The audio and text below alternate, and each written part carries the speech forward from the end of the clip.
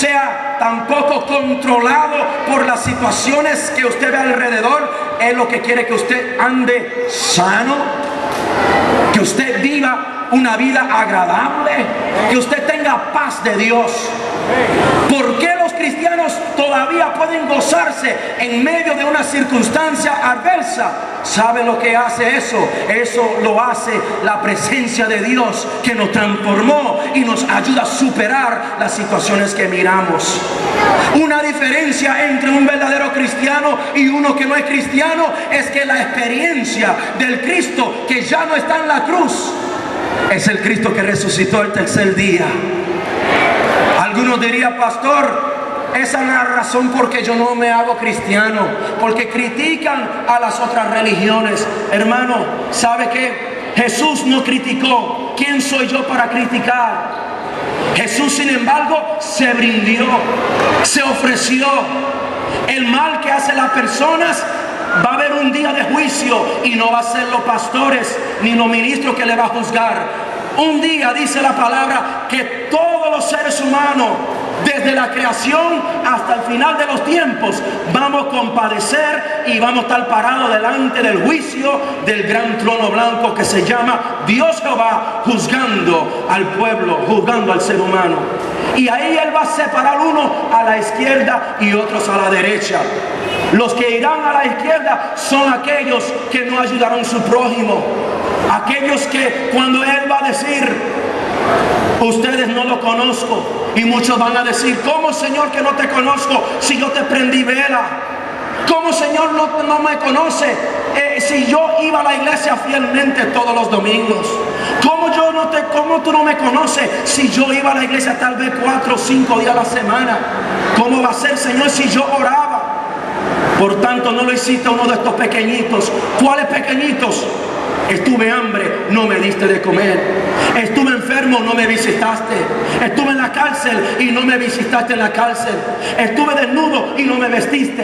Por cuanto no lo hiciste a uno de tus prójimos que estaba al lado suyo, a mí tampoco lo hiciste. Por tanto, no os conozco. Y dice la Biblia que los separó a la izquierda. Pero a la derecha le dijo: ustedes son mis hijos, por cuanto me viste hambriento y me diste de comer, me viste desnudo y me vestiste, estuve en la cárcel, me visitaste, en el hospital y me visitaste. Por tanto, entrar en el gozo de tu Señor.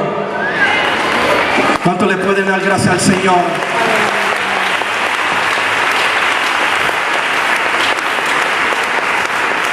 Amado amigo, si usted dice que es cristiano, yo le digo: yo no necesito cargar con una cruz en mi cuello para recordarme de la muerte de Cristo.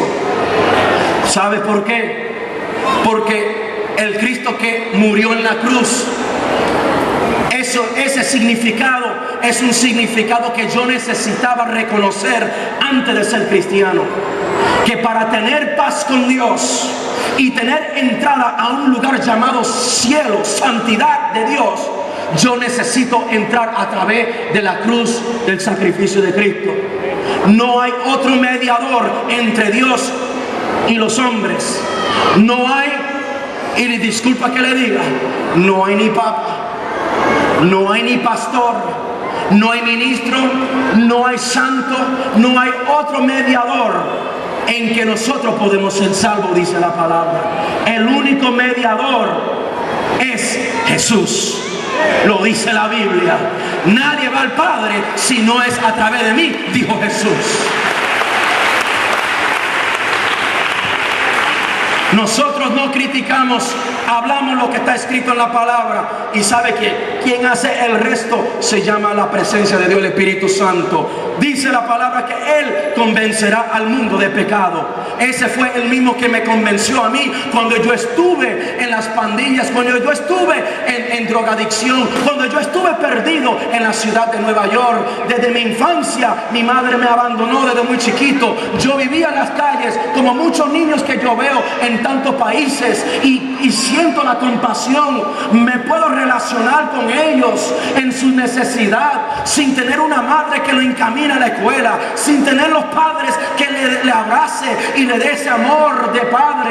Amado, eso es una necesidad que todos los niños necesitan llenar, y yo no lo tuve. Pero mira, déjame decirle, yo llegué a una edad que yo hice muchas cosas malas y jamás podía pensar que yo tenía ni siquiera acceso a un lugar llamado iglesia.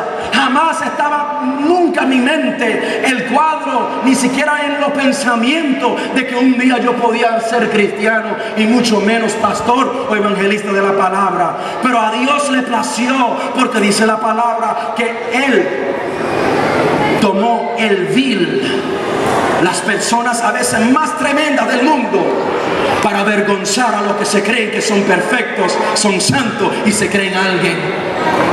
Muchos que están desahuciados por los médicos, muchos los que son rechazados por los mismos vecinos, dicen: ese muchacho es un problema, ese hombre es un borracho, ese es un adicto de las drogas, ese es un malhechor, ese tiene carácter fuerte, ese parece no hay remedio. Yo le digo que para Cristo vino para ese también, aleluya, para transformarlo y hacerlo un hombre de Dios. A Él sea la gloria.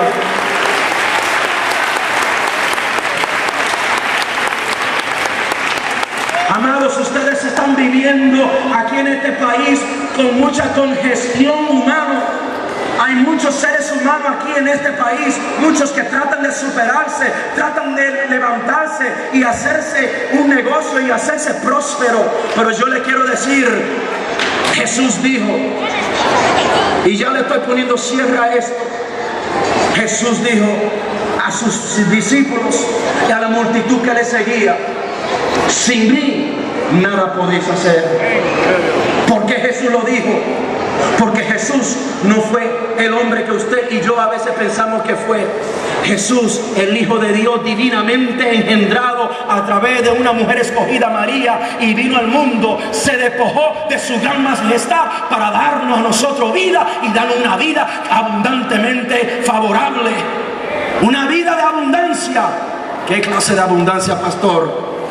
Si yo estoy pelado económicamente, si usted viera lo que estoy pasando en mi casa, pastor, si usted viera cómo yo me fajo, estoy peleado con mi esposa, mi esposo todos los días o viceversa, mis hijos andan por las calles, hay una destrucción en mi hogar.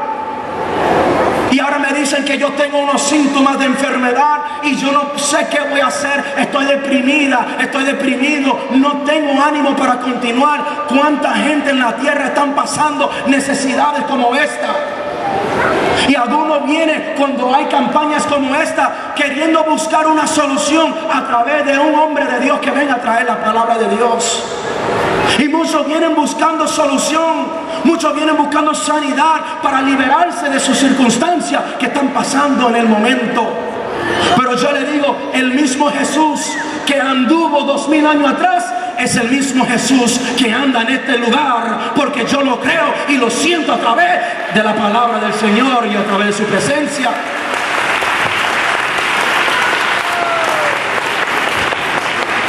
Jesús le dijo a sus discípulos: los milagros que yo hago, vosotros lo haréis también.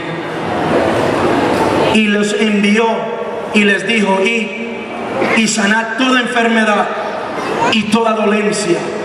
Dice la Biblia que le dio autoridad a los discípulos. Ellos fueron los primeros, como muchos dicen, los primeros evangélicos, los primeros cristianos que anduvieron por el mundo para sanar a las multitudes que andaban enfermos. Usted no se imagina cada lugar donde iba Jesús, la multitud le oprimía, la multitud le seguía, porque todo el mundo tenía necesidad. Y este lugar, un estanque que dice la Biblia que estaba al frente del lugar de adoración, frente del lugar de tabernáculo, frente al pórtico, había puertas donde había muchos enfermos, dice la Biblia, enfermos, cojos, paralíticos, cerca de la iglesia. ¿Y por qué no podían recibir sanidad? Porque a esa iglesia le faltaba al que hacía los milagros. Tal Tal vez conocían de Dios, pero le faltaba al Mesías que ya estuvo allí presente, el que hacía los milagros. Y Jesús vino, Él no paró en el templo. Dice la Biblia que Él fue al lugar, al estanque donde había muchos enfermos. Y entre todos los enfermos